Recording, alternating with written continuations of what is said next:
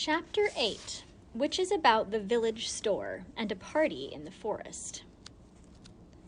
The whole of the next day they traveled through the wood, straight toward Moomin Valley, and Snufkin went in front, playing his mouth organ to keep their spirits up. At about 5 o'clock in the afternoon, they came to a little path, which had a big notice beside it, with an arrow saying, "Dancing tonight! This way! Village store!" "Oh, I want to dance! Couldn't we dance?" cried the Snork Maiden, clapping her paws. "I haven't been dancing for ages and ages." "We haven't time for that sort of thing now," said the Snork. "Perhaps we could buy some lemonade at that village store," said Sniff. "I'm so thirsty." "Anyway, the path goes in exactly our direction," said Moomin Troll. "We could just have a look at the dancing as we go by," suggested Snufkin. The Snork sighed. "You're quite hopeless, all of you," he said with a resigned air. It was a funny little path, winding here and there, dashing off in different directions, and sometimes even tying a knot in itself from sheer joy. You don't get tired of a path like that, and I'm not sure that it doesn't get you home quicker in the end. Snufkin cut a flagpole and hoisted his precious flag once again.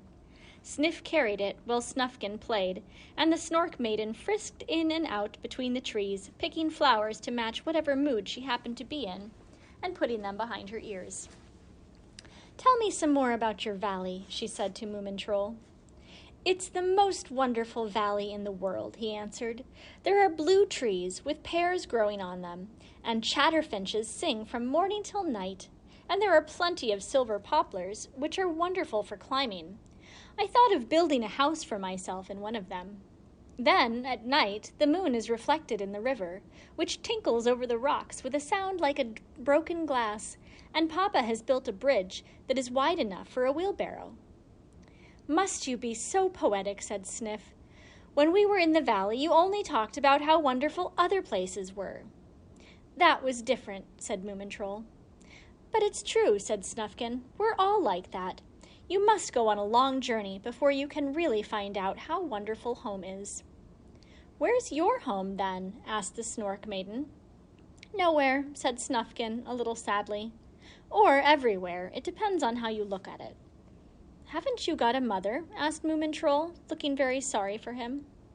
"I don't know," said Snufkin. "They tell me I was found in a basket." "Like Moses," said Sniff. "I like the story about Moses," said the Snork, "but I think his mother could have found a better way of saving him, don't you? The crocodiles might have eaten him up." "They nearly ate us up," said Sniff. "Moses's mother could have hidden him in a box with air holes," said the Snork Maiden. "That would have kept crocodiles out." "Once we tried to make a diving helmet with an air tube," said Sniff, "but we could never get it really watertight. Once when Moomin Troll was diving, he swallowed some water and nearly choked. It was funny." "Oh!" exclaimed the Snork Maiden in horror. "I think it must have been awful." As they were wandering along and talking like this, they suddenly came in sight of the village store. Sniff gave a shout and waved the flag over his head, and they all hurried excitedly up the path. It was a really good village store. The garden had all the flowers you can think of planted in neat rows, and the house was white with grass growing on the roof. In front was a kind of sundial, but instead of telling the time, it held a big silver ball like a looking glass, and in this the house and garden were reflected. There were signs and posters for soap, and toothpaste, and chewing gum, and under the window grew huge yellow and green pumpkins. Moomin Troll went up the steps and opened the door, which set a little bell tinkling over his head. They trooped in, one after another, all except the Snork Maiden, who stayed out in the garden admiring herself in the silver ball. Behind the counter sat an old lady with little bright eyes like a mouse and white hair. "Aha!" she said. "What a lot of children! And what can I do for you, my dears?" "Lemonade, please, ma'am," said Sniff. "Green, if you've got it." "Have you an exercise book with lines 1 inch apart?" asked the Snork, who intended to write down everything that ought to be done when a comet is going to hit the earth. "Certainly," said the old lady. "Would you like a blue one?" Well, I'd prefer another color, said the Snork, because blue exercise books reminded him of school. I really need a new pair of trousers, said Snufkin, but they needn't be too new. I like trousers that have stretched to my own shape. Yes, of course, said the old lady, climbing up a ladder and hooking a pair of trousers down from the roof. What about these? But they are so horribly new and clean, said Snufkin sadly. Haven't you got something older? The old lady thought for a time. These are the oldest trousers I have in stock, she said at last. And tomorrow they'll be still older. Probably dirtier, too, she added, looking at Snufkin over her glasses. Oh, well, he said, I might as well go round the corner and try them on, but I very much doubt if they'll be my shape. And he disappeared into the garden. Now, what about you, my dear, said the old lady, turning to Moomin Troll, who wiggled with embarrassment and asked shyly, Have you got such a thing as a diamond tiara? A diamond tiara? The old lady asked in surprise. What are you going to do with that? He wants to give it to the Snork Maiden, of course, squeaked Sniff, who was sitting on the floor drinking green lemonade through a straw. He's been quite dotty since he met that girl. It's not dotty at all to give jewelry to a girl, said the old lady severely. You are too young to understand, but as a matter of fact, a jewel is the only correct present for a lady. Oh, said Sniff, and buried his nose in the lemonade. The old lady searched all her shelves, but there was no tiara. Perhaps there's one under the counter, suggested Moomin Troll. The old lady had a look. No, she said sadly, not there either. Fancy not having a single tiara, but perhaps a little pair of snork mittens would do instead. I'm not quite sure, said Moomin Troll, looking very worried. At that moment the doorbell tinkled, and the Snork Maiden herself came into the shop. Good afternoon, she said. What a beautiful looking-glass you have out there in the garden. Since I lost my pocket one, I've had to look at myself in puddles, and you look so funny in puddles. The old lady winked at Moomin Troll, took something from under a shelf, and passed it to him under the counter. Moomin Troll glanced down. It was a little round looking-glass with a silver rim, and on the back was a red rose studded with rubies. He was very pleased and winked back at the old lady. The Snork Maiden hadn't noticed anything. Have you any medals, ma'am? She asked. Any what, my dear? Said the old lady. Medals, said the Snork Maiden. Stars to hang on the chest. Gentlemen like such things. Oh, yes, of course, said the old lady. Medals. And she looked all over the place, on the shelves and under the counter. Haven't you got any? Asked the Snork Maiden, and a tear began to trickle down her nose.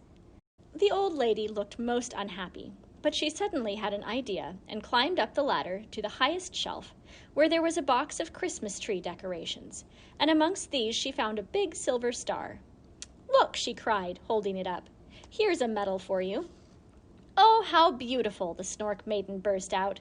Then she turned to Moomin Troll and said shyly, This is for you, Moomin Troll, because you saved me from the poisonous bush. Moomin Troll was overwhelmed. He knelt down, and the Snork Maiden pinned the star somewhere about his tummy. Moomin Troll's noses cover up their chests, so you can't very well pin medals there, where it shone with matchless splendor. Now you should see how wonderful you look, said the Snork Maiden. At this, Moomin Troll brought out the looking-glass that he had been holding behind his back. I bought this for you, he said. Show me how you look in it. While they were gazing at themselves in the glass and exclaiming, Oh, and Ah, the doorbell tinkled again, and Snufkin came in. I think it would be better if the trousers got older here, he said. They aren't my shape yet.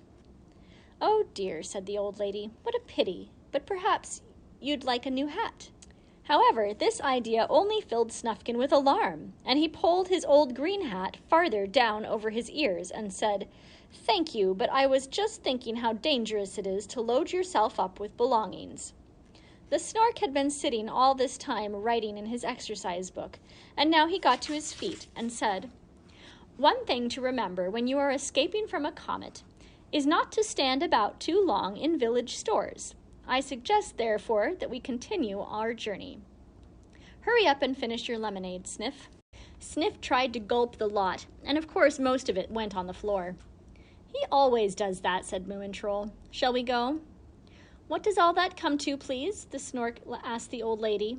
She began to count up, and while she was doing so, Moomin Troll suddenly remembered that they hadn't any money with them. None of them even had pockets except Snufkin, and his were always empty. Moomin Troll nudged him, making desperate signs with his elbows, and the Snork and his sister looked at each other in horror. Not one of them had a single penny.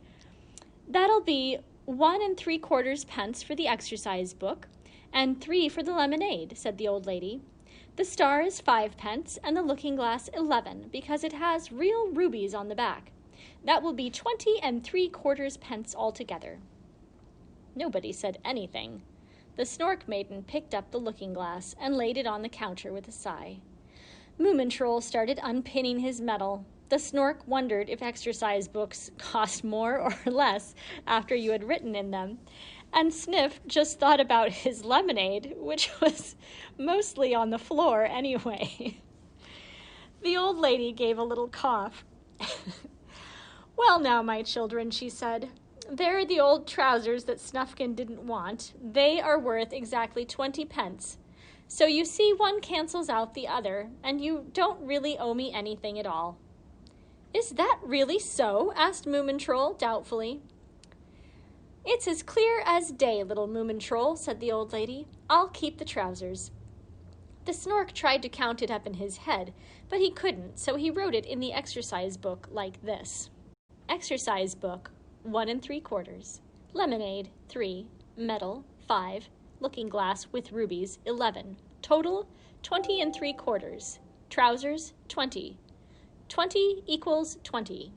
3/4 left over. It's quite right, he said in surprise. But there's 3/4 pence left over, said Sniff. Don't we get that?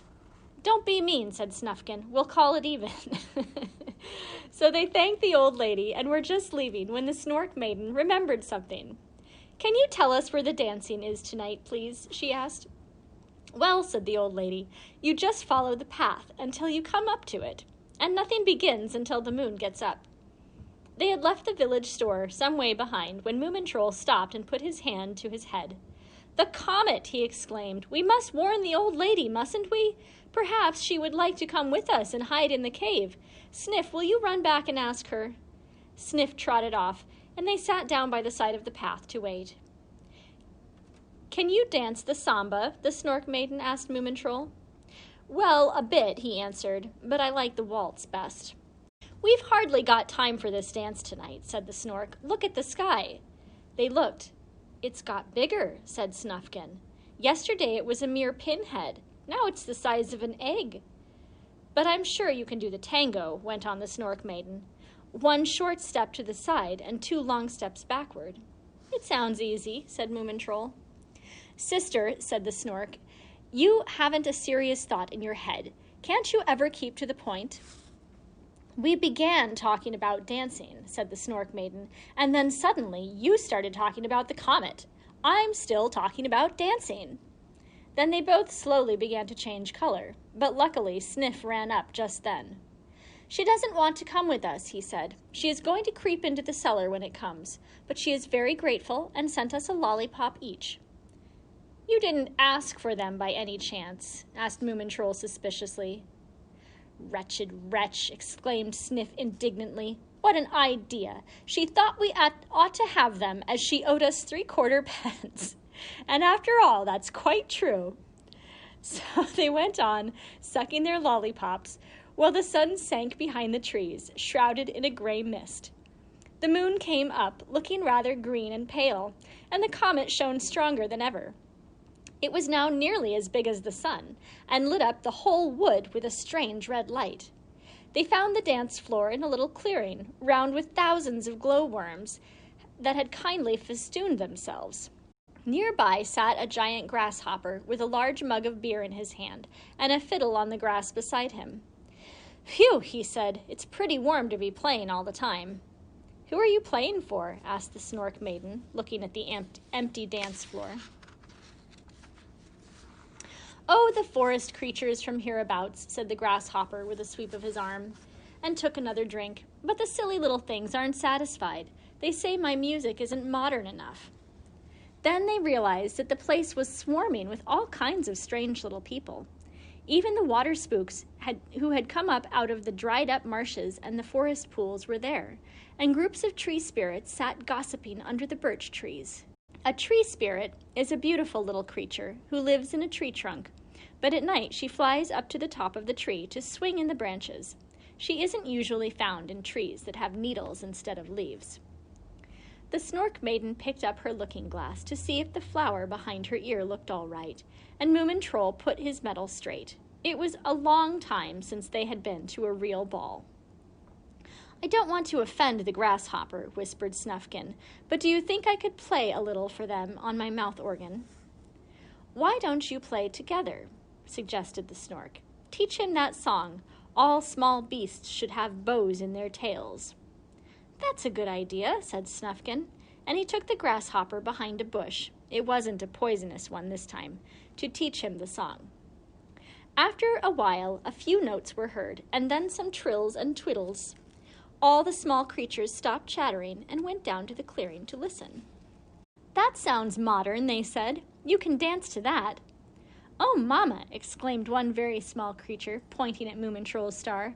"There's a general!" Whereupon they all gathered round the travelers with cries of astonishment and admiration.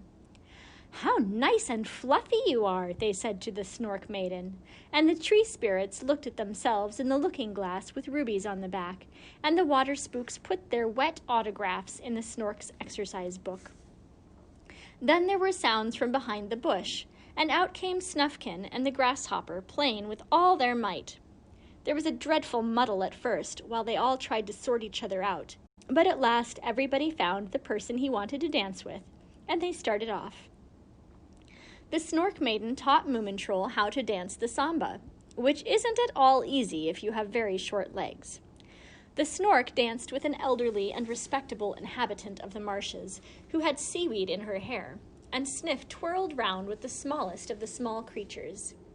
Even the midges danced, and every possible kind of creeping thing came out of the forest to have a look. And nobody gave a thought to the comet that was rushing toward them, lighting up the black night with its fierce glow. At about 12 o'clock, a huge barrel of palm wine was rolled out, and everybody got a little birch bark mug to drink out of. Then the glowworms rolled themselves together into a ball in the middle of the glade, and everybody sat round drinking wine and eating sandwiches, which had also been provided. "Now we should tell a story," said Sniff, turning to the smallest of the creatures.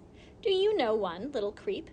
"Oh, no, really," whispered the little creep, who was terribly shy. "Oh, no, well, really, perhaps." "Well, out with it then," said Sniff.